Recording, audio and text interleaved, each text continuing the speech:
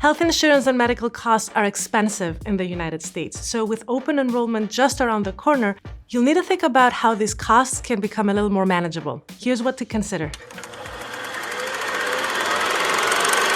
Health insurance plans can seem complicated at first glance, so you want to give yourself some time to look over everything. For instance, can you get health insurance through your employer? If so, you need to figure out who the person is at your job that can talk to you about those things. If you can't or choose not to get insurance through your employer, you could go to healthcare.gov and look at your options. You could also look at whether you qualify through some government-assisted programs like Medicaid or CHIP. When choosing your plan, one of the most important things to consider is the deductible. The deductible is the amount of money you have to pay out of pocket before the insurance company starts paying. How high is that deductible? Some people opt for a high deductible plan, which means the amount of money you'll have to pay out of pocket will be higher. But on the flip side, you'll get a lower monthly bill because the premium will be lower.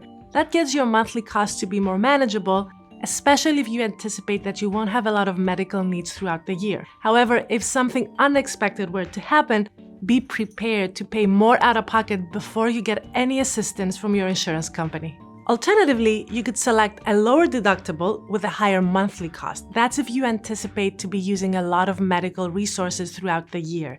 Even though you'll be paying more every month, the insurance payout will kick in much sooner, so you'll pay less out of pocket in the long run. With either option, it's a good idea to look at the year ahead and try to see if you can predict what medical bills could be coming in. Do you have any procedures or surgeries coming up? What about tests or medications? Of course, no one can predict the future, so another way to manage for the unpredictable is with a medical savings account. A flexible spending account, or FSA, is available to people that get their health insurance through their employer, and some companies will even contribute to it for you. That account can be used for money that you set aside pre-tax and then can use for things like medical copays, medications, or procedures. The money is deducted directly from your paycheck and it's not subject to taxes, which means that anytime you use that account, you lower your tax bill. You usually have to spend all the money that's in your FSA by the end of the year. That's called use it or lose it. And because what you can spend it on is limited and regulated by law, you should be able to predict how much you're going to spend so that you don't contribute more than you need.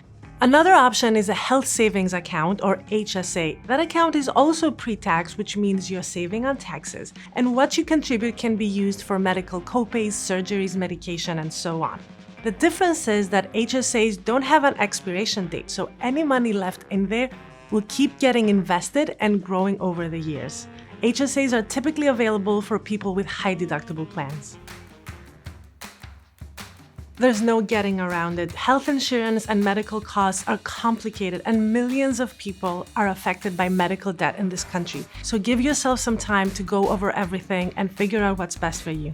And if you want more content like this from MarketWatch and the Explainomics playlist, please subscribe and keep checking back for more videos, and we'll see you next time.